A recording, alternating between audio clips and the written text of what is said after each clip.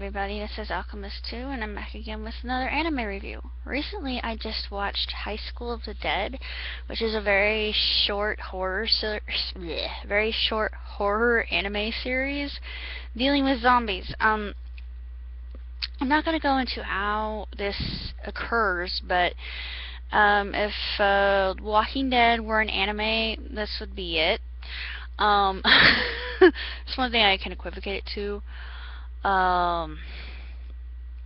It's really quite good. I didn't know if I would like it at first because of one of the scenes my friend had told me about. Just type in boob matrix on YouTube and you'll see what I'm talking about. It's actually really quite a stylish scene. It's really epic and awesome. The physics in that scene in and of itself are absolutely ludicrous and over the top, but it's not a big deal. I mean, it's the fan service in this anime. It may be considered a bit ecchi, but it's really not bad. It's just eye candy. Of course, it's all about beautiful girls that are involved. And a lot of jiggle factor, of course, and panty shots and whatever. But that really doesn't bother me in and of itself because the plot is really quite substantial and it's exceptionally written, and the way that it's done, it's very accurate. I think if a situation like this were to occur. And Hirono, I actually love him because he is he's hysterical. I just adore him and how he geeks out over firearms and how much he knows about them. It's really quite ironic.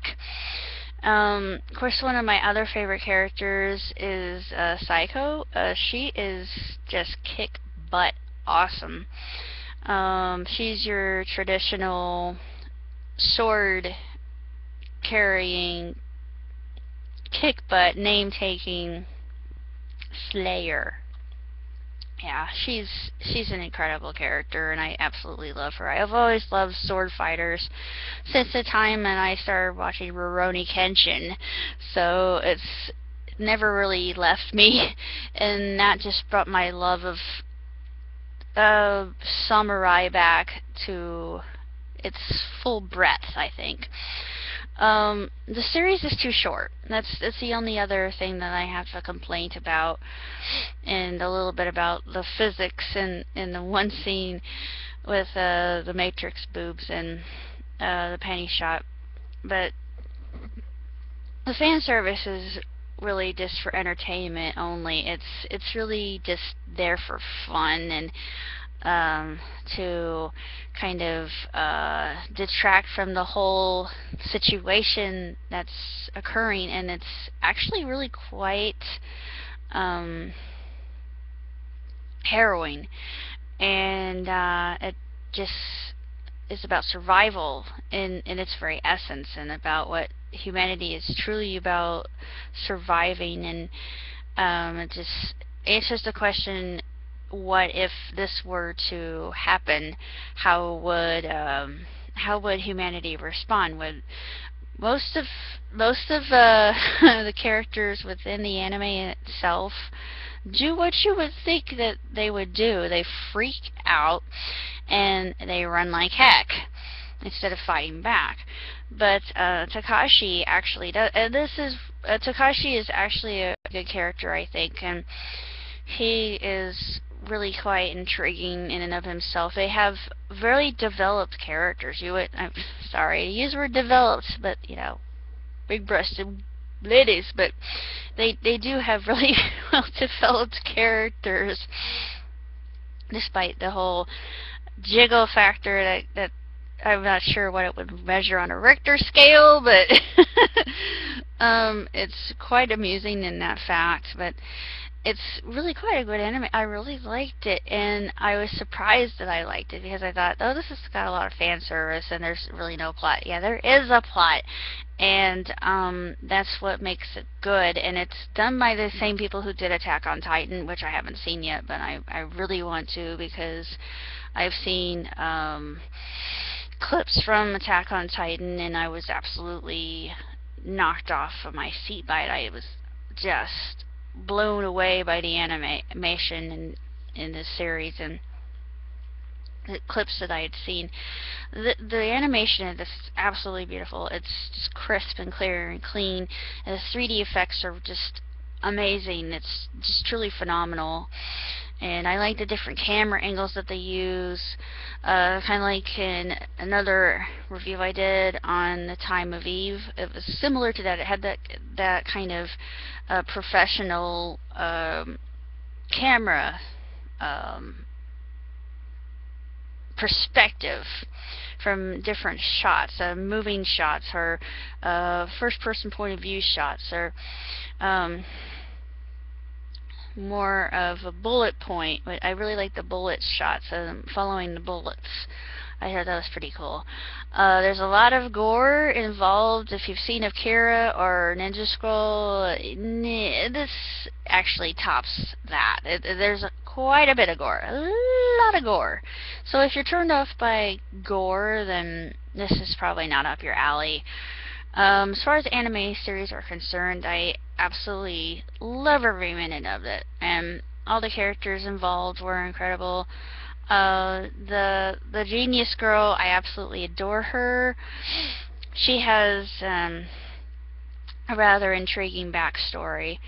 The main ditz was kind of annoying at first, but actually she proves to be rather good comic relief. And she's very bouncy and bubbly. It provides a lot of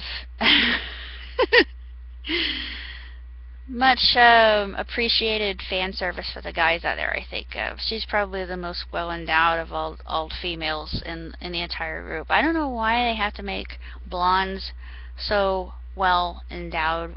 Not all of us are, Japan. Hello. But I still give the series 2 thumbs way up, 5 stars hands down. It's really quite lovely to look at. The plot is just sensational. Characters are well developed and well thought out and very relatable. There are some very funny moments that you would not expect in a series like this. Very quotable ones too.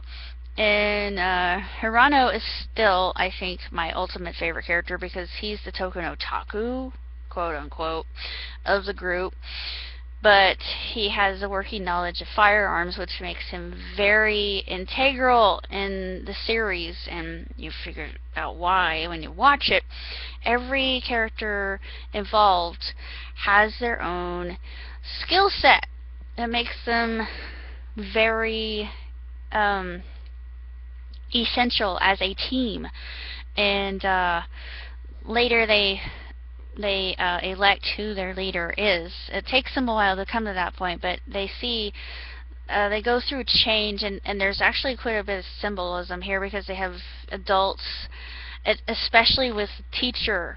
If you notice the teacher and how creepy he is, and he has this mindset that he's hypnotizing the students on the bus to a cult status, and you think, dude, what is your problem? Why are you manipulating their minds? Why are you poisoning them? You're sick. And he is an evil man. His infection is basically his perversion, and that makes his character absolute scum, and I utterly hated him. But what happened with Ray, and I like Ray too. Ray's an interesting character in and of herself, and I think I could cosplay as her, perhaps, maybe, because I related quite a bit to her, I think I would be a combination of herself and the genius, of course. But I'm not to the point where I exalt myself above people, saying, "Oh, I'm better than you because I'm so intelligent and my brain is actually faster than all your brains combined." No, no, she likes to put people down. She's like the Sheldon Cooper of the entire group.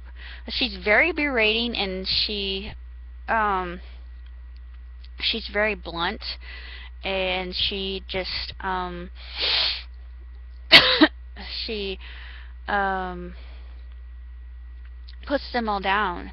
It's very derisive, and you think, why would she do that when she knows that she's getting help from her classmates from the very get-go, even though that she's a brat. But she really isn't. There's actually more to her character than that, and that's what makes all the characters so fascinating, I think. They're all very multifaceted, and that's one thing I really like about this anime.